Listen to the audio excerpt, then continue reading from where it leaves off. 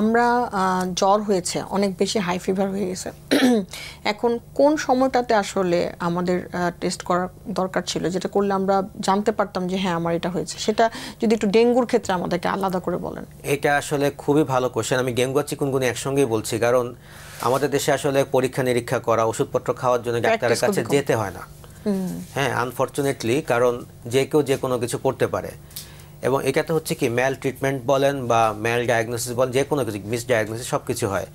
বিশেষ করে ধরেন এগুলো যেহেতু জ্বর অনেক বেশি আসবে একবার, আমরা প্যারাসিটামল জাতীয় ওষুধ ছাড়া কোনো কিছু খাবো না, বেশি করে তরল খাবো। আর যদি পরীক্ষা নিরীক্ষার কথা বলি, আমরা একটা কমপ্লিট ব্লাড কাউন্ট বা কমনলি আমরা বলি সিবিসি, সেটা করতে পারি।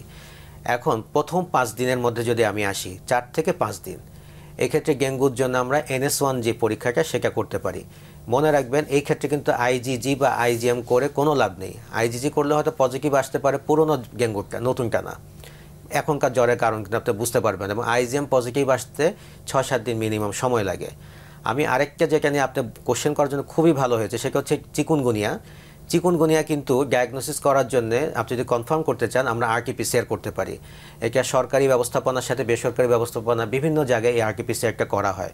আমাদের দর্শক সাধারণ জনগণ কিন্তু সেকে একটু খোঁজ খবর নিয়ে কোথায় একটু কম দামে করা যায়, এবং সরকারিভাবে কিন্তু এই পরীক্ষা ফ্রি করা হয় RT-PCRটা। এবং সমস্যা হচ্ছে যখন গিয়ে কেউ ল্যাবে গিয়ে বলে যে আমি জ্বরের জন্য ডেঙ্গু চিকুনগুনিয়া পরীক্ষা করতে চাই, ওরা করে কি একই দিনে প্রথম 1-2 দিনের মধ্যে চিকুনগুনিয়ার অ্যান্টিবডি পরীক্ষা করে ফেলে। সেই চিকুনগুনিয়ার অ্যান্টিবডি পজিটিভ আসতে কিন্তু মিনিমাম 2 সপ্তাহের কাছাকাছি সময় লাগবে। সুতরাং আপনি 2 সপ্তাহ আগে যে 1,500-2 হাজার টাকা দিয়ে এই পরীক্ষাটা করলেন, এটা কিন্তু পুরোপুরি বেকার হলো। সুতরাং এই পরীক্ষা করা যাবে না। আপনি যদি করতেই চান, সেই ক্ষেত্রে RT-PCR করতে হবে।